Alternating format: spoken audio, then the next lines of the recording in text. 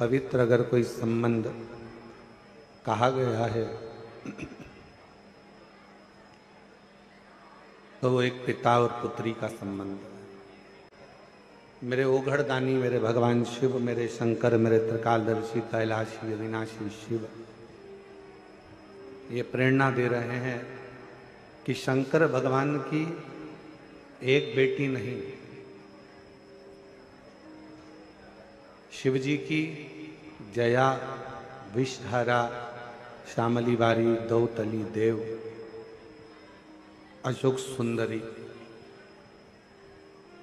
और केवल यही बेटी नहीं, शिव जी की कथा कहती है कि जो भगवान शंकर के मंदिर में एक लोटा जल जाकर कोई कन्या हो, कोई स्त्री हो, कोई नारी हो, कोई माँ हो, अगर शिव जी के मंदिर में जाकर एक लोटा जल अगर समर्पित करती है तो वो शंकर की पुत्री ही कहलाती है, शिव की बेटी ही कहलाती है।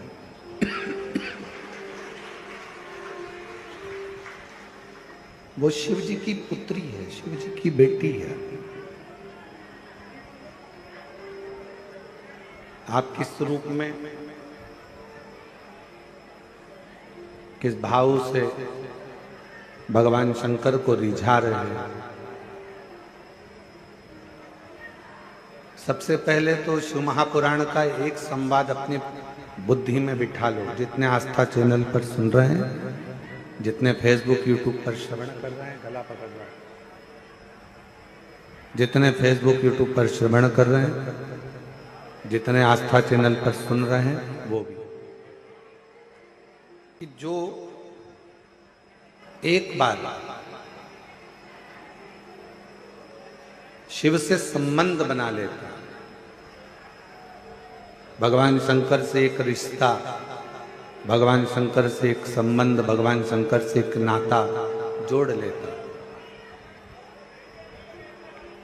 जिसने संबंध जोड़ा वो भले बाद में भूल गया,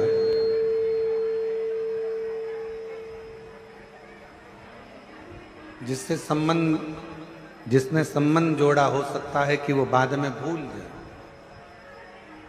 कि हमारा संबंध भगवान शिव से हम जोड़ चुके।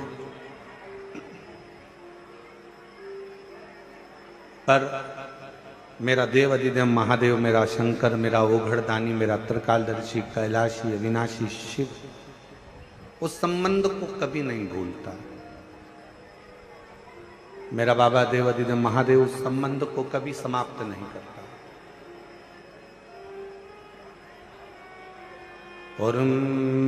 और फिर निवेदन करें, कथा की शुरुआत में एक बात कही थी कि एक संबंध, भले जगत से तुम्हारा कोई भी संबंध हो, पर एक संबंध मेरे बाबा से, मेरे डमरू वाले से, मेरे शंकर से, मेरे त्रिकालदर्शी, कैलाशी, अविनाशी से एक संबंध जरूर बना कर।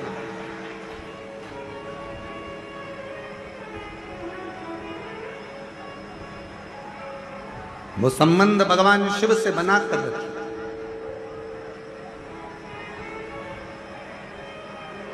कितना बड़ा संबंध तुम भगवान से बनाओगे। कितना सुंदर कहा है शिव महापुराण के लिए कि कई लोगों ने विचार करा कि सारे पुराणों में सर्वश्रेष्ठ पुराण अर्थात सारी पुराणों को, जैसे आप विष्णु पुराण वर्णन कर लो, आप नर्मदा पुराण वर्णन कर लो, लिंग पुराण वर्णन कर लो, कूर्म पुराण कह लो, नारद पुराण कह लो, श्रीमद् भागवत पुराण कह लो, तुम जितनी भी पुराणे हैं सारी पुराणों का वर्णन सुनेंगे। सारी पुराणों के सामने लिखा हुआ है ये विष्णु पुराण है, ये अग्नि पुराण है, ये ब्रह्म विवर्त पुराण है, ये ब्रह्मा जी का है, ये इनका है, सारी पुराणों का, ये कुर्म पुराण है, ये नारद पुराण है, सारी पुराणों का वर्णन मिलेगा। पर सारी पुराणों में भी जिसको महासंबोधन से संबोधित किया गया है, सारी पुराणों में भी जिसको श्रेष्ठता का संबोधन दिया गया है, उसमें एक पुराण को वर्णित किया गया, शिव महा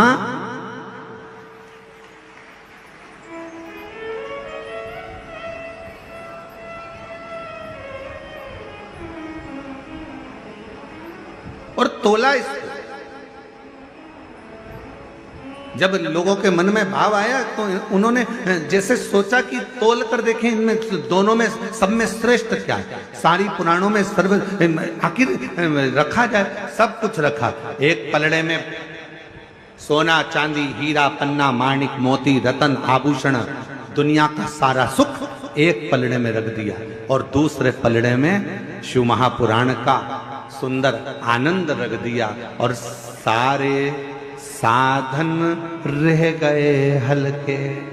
पलड़ा झुका कथा अमृत का, सारे की सारे साधन हल्के रह गए। सारा की सारा अंबारियां धन दौलत संपदा सत्ता वैभव सुख जो पलड़े में तराजू के एक पलड़े में सब कुछ रखा था और सारा पलड़ा भरा पड़ा हुआ था, और जैसे ही शिव महापुराण को दूसरे पलड़े में लाकर रखा, रखते से ही सारा पलड़ा नीचे झुक गया और सारे साधन हल्के की हल्के रह गए। शिव पुराण में वो बल है कि वो सारे साधनों का सुख दे देता है। एक पुराण जिसके सम्मुख में बैठकर जो मांगा जाता है, जिसके पास बैठकर जो कहा जाता है, शिव महापुराण के पास में बैठकर जो मांगेंगे, जो बोलेंगे, जैसा कहेंगे, जैसा भगवान स्वीकार करेंगे। अपने भक्तों की वाणी को सुनने के लिए, श्रवण करने के लिए सबसे अच्छा साधन है शिव महापुराण की कथा।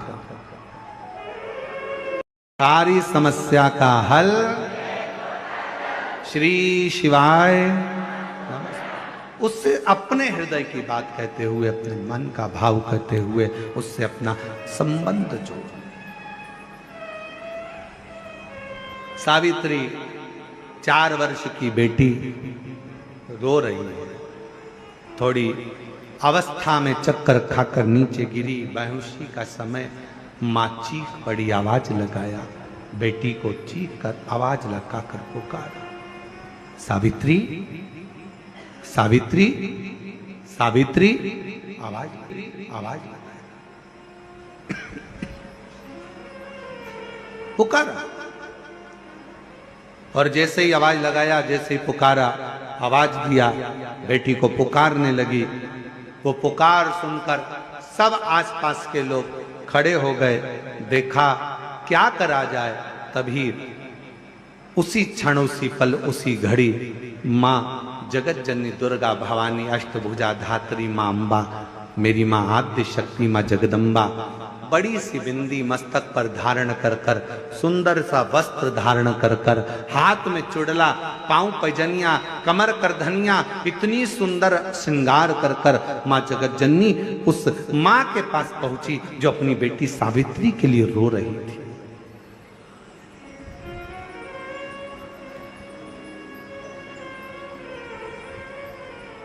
अपनी बेटी सावित्री के लिए जो रो रही है।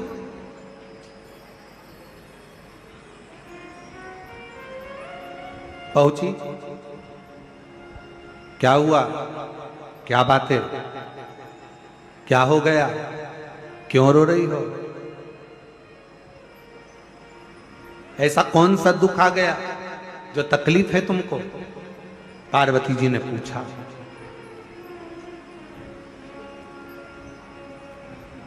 तीन, शिवजी की करुणा का गुणगान करने के लिए 3। जब आप तकलीफ में होते हो तो 3। शंकर को जल चढ़ाने वाला, 1 लोटा जल चढ़ाने वाले के पास 3 को भगवान शिव अवश्य भेजते हैं। दुख को समाप्त करने से पहले 3 को मेरा शंकर आपके दरवाजे पर जरूर भेजता है।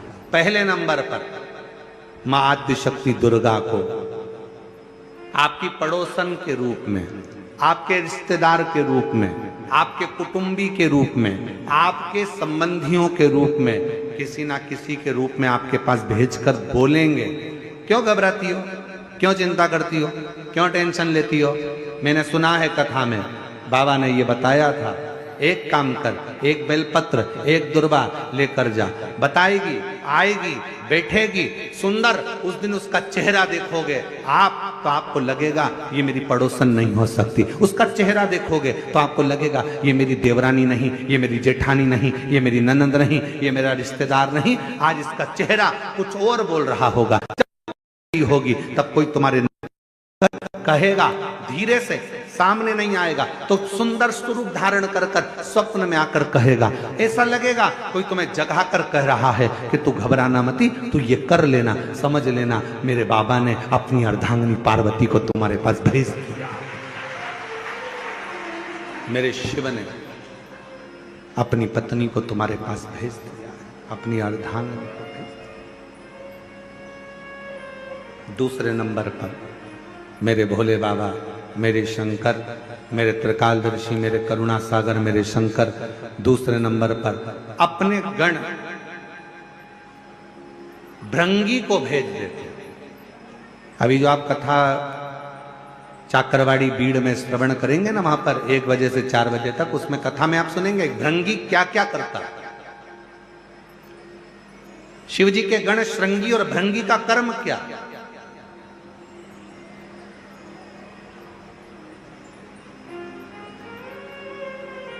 श्रृंगी शिव से दूर नहीं होता और भृंगी शिव जी की आज्ञा पाकर शंकर के भक्त के पास जाकर बैठता है। शिव जी अपने दूसरे पात्र को भेजते हैं भृंगी को। जब आप चाकरवाड़ी बीड़ में 8 तारीख से 14 जून तक, 8 जून से 14 जून तक कथा सुनेंगे 1 बजे से 4 बजे तक, तो उसमें भृंगी के चरित्र का स्मरण करेंगे। भृंगी दूसरे नंबर पर जाता है। उसका काम क्या है, भृंगी का कर्म क्या है? तो कहा भृंगी कभी भी सामने अपने प्रतिबिंब से नहीं आता, किसी का स्वरूप धर कर नहीं आता। भृंगी आपके हृदय में आकर भीतर से बोलने का प्रयास करता है। ये काम गलत हो रहा है, इसको रोक ले। तेरा मन से अंदर से बोलने का प्रयास करेगा, एक काम कर, तू वहां चले जा, ऐसा हो सकता है, तू ऐसा कर ले, तू वैसा कर ले। वो बताने का प्रयास करेगा, वो आपको ले जाने का प्रयास करेगा, उस तक ले जाने का प्रयास करेगा कि ये कर्म कर, ये कर्म कर। भृंग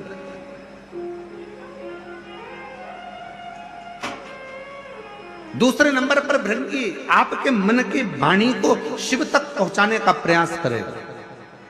भगवान शंकर अपने भक्त का दुख हरने से पहले तीसरे नंबर पर भेज देते हैं अपने नंदीश्वर को, अपने नंदी गण को मेरे शिव भेजते हैं। नंदी का काम क्या है, जैसे ही नंदी आता है कोई व्यक्ति के रूप में, किसी रूप में, किसी फोन के रूप में, किसी कॉल के रूप में, किसी पत्र के रूप में, किसी मैसेज के रूप में, जब नंदी तुम्हारे घर में प्रवेश करता है तब वो तुम्हारे रास्ते को क्लीन कर देता है, रास्ते को साफ कर देता है, उसको मार्ग को प्रशस्त कर देता है। पहुंच गई मां पार्वती। सावित्री की मां रो रही थी, सावित्री बेहोशी में पड़ी थी, होश नहीं था, मूर्छा में थी। पहुंच गई सावित्री, मां रो रही थी। पार्वती जी ने जाकर कहा क्यों रोती हो, क्यों, किस लिए रो रही हो? मेरी बेटी का तबीयत ठीक नहीं, मेरी बेटी का स्वास्थ्य ठीक, बहुत दुखी है। मैंने मना करा था इसको कि मत चल, शिव मंदिर मत चल। मेरी बेटी कहती है कोई कोई डॉक्टर बड़ा वीआईपी होता है, कोई कोई डॉक्टर बड़ा महंगा होता है, तो वो अपने घर पर चेकअप के लिए नहीं आता, मरीज को उस डॉक्टर के पास जाना पड़ता है। इसलिए मेरी बेटी, जिसका शरीर ठीक नहीं है, आज मेरी बेटी यहाँ बाबा को, महाकाल राजा को 1 लोटा जल चढ़ाने आई थी। पर छिपरा के जल के अंदर से जब छिपरा का जल भरकर मेरी बेटी चलने लगी, तब मेरी बेटी को चक्कर आए और वो गिर गई है। पार्वती जी कहती हैं क्यों चिंता करती है, क्यों चिंता करती है? एक वेद को मैं जानती हूं और वो वेद साधारण नहीं है। पार्वती जी बोली वो वेद ऐसा है, औषधि मंत्र के रूप में दे देता है। अब उसको क्या मालूम कि दुनिया का सबसे बड़ा मंत्र त्र्यंबक मंत्र, जो एक बार त्र्यंबक मंत्र अगर जीव को मिल जाता है तो जीव वैसे ही स्वस्थ हो जाता है। अब पार्वती जी कह रही है मैं वेद जी को जानती हूं, अगर बोलो तो उस वेद जी को मैं लेकर आती हूं, अगर तुम कहो तो मैं वेद को भेज देती हूं।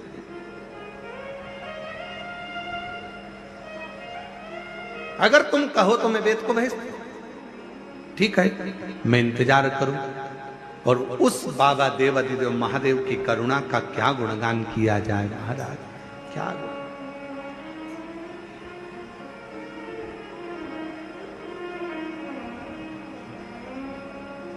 शिव जी मेरे ओघड़दानी, मेरे शंभु। पार्वती जी कहकर गई और मेरे शंकर भगवान आज एक वेद का रूप धरकर महाकाल राजा, कल आपको कथा में कहा था, सजीव है महाकालेश्वर, सजीव है विश्वनाथ, सजीव है केदारनाथ। आज मेरे बाबा उस महाकालेश्वर बाबा अपने मंदिर से, अपने शिवालय से बाहर निकल गए, वेद का रूप धारण कर लिया। और वेद का रूप धारण कर कर, वेद का रूप धरकर सुंदर मेरे बाबा ने, एक हाथ में खप्पर है, दूसरे हाथ में औषधियां हैं, और मेरे महामृत्युंजय मेरे शंकर वेद का रूप धरकर चल दिए। वो एक स्मरण आता है ना,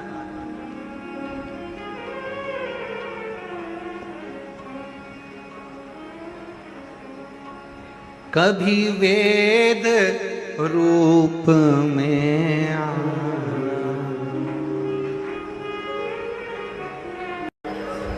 एक प्रतिबिंब के रूप में, एक प्रतिबिंब स्वरूप में, एक शिव के स्वरूप में विराज।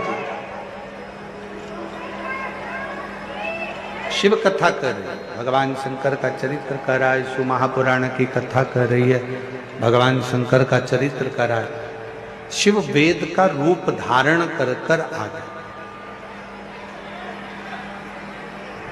आए जब कष्ट, बहुत कष्ट का जीवन चल रहा हो, बहुत कष्ट की जिंदगी चल रही हो, जितने भी लोग ऑनलाइन कथा सुन रहे हैं ध्यान लगाना, अगर कष्ट का जीवन चल रहा हो, तकलीफ की जिंदगी चल रही हो, 5-7 सोमवार, या तो 5 सोमवार या 7 सोमवार, हाथ में दुर्वा, मान लो ये तुमने दुर्वा ले ली, हाथ में दुर्वा, एक बेलपत्र, और उसी हाथ में अपने घर का भरा हुआ 1 लोटा जल। पहले रखना है दुर्वा, फिर रखना है बेलपत्र, उसके बाद में हाथ में 1 लोटा जल, और दोनों हाथों का स्पर्श करते हुए जो अपना पूजन का कक्ष होता है घर के अंदर का, उस पूजन कक्ष की साक्षी में खड़े होकर अपने कुल देवता, पितृ देवता और अन्य देवताओं का स्मरण करते हुए, बाबा बहुत दुखी हूँ, बहुत तकलीफ में हूँ, बहुत कष्ट में हूँ, मेरा परिवार आज दुख तकलीफ में है, मेरा परिवार आज कष्ट में है, दुख में है, कष्ट में है। बाबा को अपने मन का भाव कहते हुए, हृदय से प्रार्थना करते हुए अपने घर के मंदिर से निकलकर फिर उस जल को लेकर शिवालय तक जाओ और दक्षिण की ओर खड़े होकर उत्तर की ओर मुख कर कर जल समर्पित करो। बेलपत्र और दुर्वा दोनों को अशोक सुंदरी वाली जगह पर चढ़ा दीजिए। अशोक सुंदरी की जगह तो सबको मालूम है ना, अशोक सुंदरी वाली जगह पर उस बेलपत्र और दुर्वा को समर्पित कर दो। चढ़ा हुआ थोड़ा सा जल लेकर आओ, घर के दरवाजे पर उसका छींटा दे दो, लेपन कर दो, और बाबा से 5 सोमवार नियम से आप दुर्वा, बेलपत्र और जल का प्रयोग अगर करोगे, 5 सोमवार पूर्ण होंगे, जो तुम्हारा दुख है वो समाप्त जरूर होगा। शिव करुणा जरूर होगा, शिव कृपा जरूर। बस इसमें 3 चीजों का स्मरण रखिएगा, 3 चीजों का ध्यान। पकड़ रहा गला, आवाज खुल नहीं पा रही, थोड़ा आवाज खोलिए और मिठास दीजिए। शिव पुराण कर रही है, इसमें 3 चीजों का स्मरण करिए। पहले नंबर पर दुर्वा, दूसरे नंबर पर बेलपत्र, और तीसरे नंबर पर जब जल चढ़ाकर वापिस आओ तो अपने घर में प्रवेश के पहले देहली पर, चौखट पर भगवान शंकर के अपने घर के द्वार पर शिव का नाम लेकर जल का सिंचन। अभी हम कथा में कह रहे थे सावित्री दीदी कि भगवान कुछ ना कुछ ऐसी कृपा करता है, किसी ना किसी को ऐसा, लीला ही उसकी अपरंपार है, शिव जी की बड़ी बड़ी करुणा। 4 वर्ष की सावित्री को होश आए, शिवजी स्वयं वेद का रूप रखकर मां क्षिप्रा के तट पर पहुंच गए। मां क्षिप्रा पहुंचे, हाथ में खप्पर है, थोड़ी सी औषधि है, और आवाज लगाते लगाते मेरा महाकाल राजा, मेरा महाकालेश्वर, मेरा शिव आवाज लगाते लगाते आया, ओ सावित्री, ओ सावित्री, ओ सावित्री। 4 वर्ष की सावित्री बेटी बेहोशी में पड़ी थी, मां रो रही थी। मां ने आवाज दिया, बाबा। अभी एक महिला आई थी, मस्तक पर बड़ी सी बिंदी थी, लालिमा लगी हुई थी, बड़ी सुंदर सी थी। उसने कहा था मैं एक वेद को भेजती हूं, मुझे लगता है आप वेद जी हैं, आप वेद हो? मां, हाँ मैं वेद हूं। मेरी बेटी बीमार पड़ी है, उठती नहीं है, एक बड़ा भयंकर सा रोग हो गया है, स्वस्थ नहीं होती है। जल चढ़ाने की जिद करी, इसलिए मैं उसको क्षिप्रा के तट पर लेकर आई, पर क्षिप्रा का जल भरकर जब वो चली तो बेहोशी में भूमि पर पड़ी। मेरी बेटी को देख लीजिए ना बाबा। मेरे काल अधिपति महाकालेश्वर ने नजदीक में जाकर सावित्री के कानों में त्र्यंबक मंत्र कह दिया। त्र्यंबक महामृत्युंजय मंत्र को, त्र्यंबक मंत्र को, और जैसे ही त्र्यंबक मंत्र का गुणगान मेरे देव अधिदेव महादेवों ने, मेरे शंकर ने सावित्री के कानों में करा, आप और हम उस मंत्र को गुनगुनाते हैं अपने भीतर से।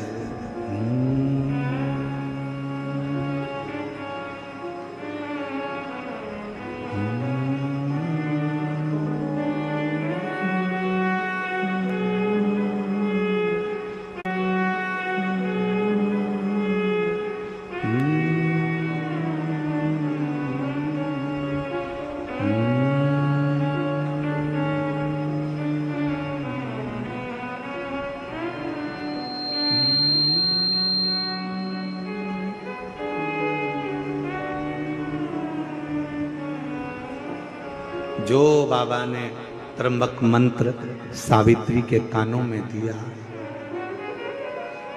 सावित्री उठी। मां, मेरा पात्र कहां है जल का? जल्दी चढ़ो, बाबा को जल चढ़ाना है। पात्र ढूंढने लगी।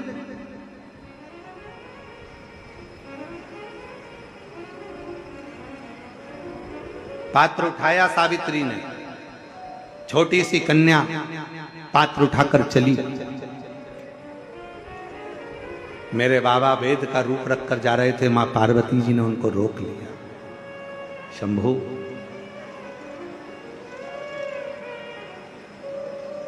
एक छोटी सी लड़की के कानों में आपने त्र्यंबक मंत्र दिया, क्या केवल इसी लड़की के लिए?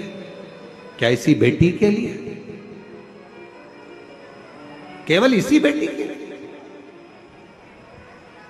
भगवान शंकर महाकाल राजा वेद का रूप रखकर सावित्री की साक्षी में, सावित्री के मस्तक पर हस्त कमल रखकर मां जगत जननी दुर्गा भवानी, मां पार्वती गौरा से, जगत दुर्गा मां भवानी से कहते हैं, पार्वती ये त्र्यंबक मंत्र केवल एक इस छोटी सी कन्या सावित्री के लिए नहीं है, ये त्र्यंबक मंत्र आज मैंने एक बेटी को नहीं, जगत में जन्म लेने वाली जितनी बेटियां होंगी, जगत में जन्म लेने वाली जितनी कन्या होंगी, जगत में जन्म लेने वाली जितनी नारी होगी, जगत में जन्म लेने वाली जितनी बच्चियां इस ब्रह्मांड में, इस संसार में, जो अपने मां के गर्भ से जो बेटी जन्म लेगी, बेटा और बेटी में एक अंतर बहुत बड़ा होगा।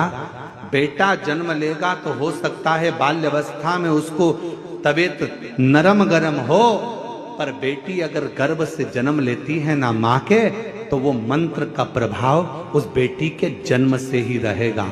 इसलिए डॉक्टर भी कहते हैं बेटे को थोड़ा सा तकलीफ हुई, निमोनिया हो गया, सर्दी हो गई, जुकाम हो गया, माँ बार बार दौड़कर बेटे को लेकर हॉस्पिटल जा रही है, डॉक्टर के पास जा रही है। पर बेटी अगर जन्म लेती है, बेटी अगर जन्म लेती है तो उसके साथ बाबा का त्र्यंबक मंत्र स्वयं साथ चलता है। इसलिए बेटियां जन्म से ही एकदम चतुर, विद्वान, पुष्ट और आनंदित रहती हैं, आनंदित रहती। तुम्हारे घर में बेटा और बेटी का जन्म हुआ हो ना तो तुम खुद दर्शन करिएगा। बेटे का जन्म होगा ना अलग से दिखेगा, थोड़ा दुर्बला पतला, मालूम पड़े कभी निमोनिया हो रहा, कभी सर्दी हो रही, कभी जुकाम हो रहा, कभी खांसी हो गई, कभी कुछ हो गया, कभी कुछ हो गया। और बेटी का जन्म हो तो तुमने उसको मालूम पड़े मालिश भी अच्छे से करी कि नहीं करी, तुमने उसको संजोया कि नहीं संजोया, तुमने उसको घूटी पिलाई कि नहीं पिलाई। इसके बाद भी बेटियों को घूटी की जरूरत नहीं पड़ती, वो शंकर की घूटी पीकर ही पैदा होती है। वो शिव की बेटी है। त्र्यंबक मंत्र मेरे शंकर भगवान ने केवल एक कन्या को नहीं, त्र्यंबक मंत्र केवल एक सावित्री पुत्री को नहीं, 4 साल की बेटी को नहीं, मेरे शंकर भगवान ने वो त्र्यंबक मंत्र, मेरे महाकाल राजा ने माँ छिपरा के तट पर वो त्र्यंबक मंत्र जगत की संपूर्ण बेटियों को, संपूर्ण स्त्रियों को, संपूर्ण नारियों को प्रदान करा है।